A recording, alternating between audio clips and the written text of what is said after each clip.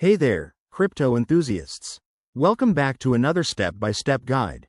Today, we're diving into how to send Chainlink from KuCoin to Kraken in 2025.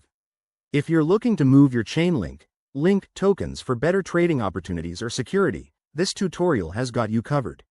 Let's jump right in. First things first, make sure you have accounts set up on both KuCoin and Kraken, and that you have some Chainlink tokens in your KuCoin wallet.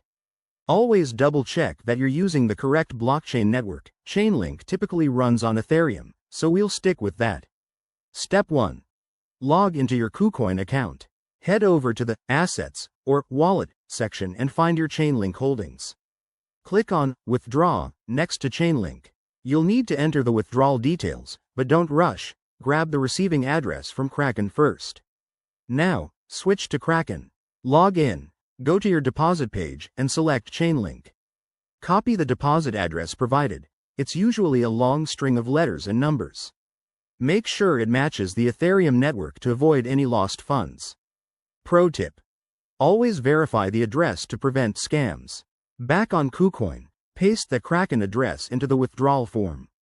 Enter the amount of Chainlink you want to send, but remember to leave enough for network fees. Review everything carefully, then hit Confirm. You'll get a confirmation email or notification. Keep an eye on that. Once the transaction is initiated, it might take a few minutes to an hour to process, depending on network congestion. Head back to Kraken and check your wallet to confirm the arrival of your Chainlink tokens.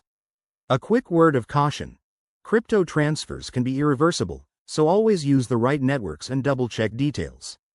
If you're new to this, start with a small amount to test. Thanks for watching. If this helped, hit that like button and subscribe for more crypto tips. See you in the next video.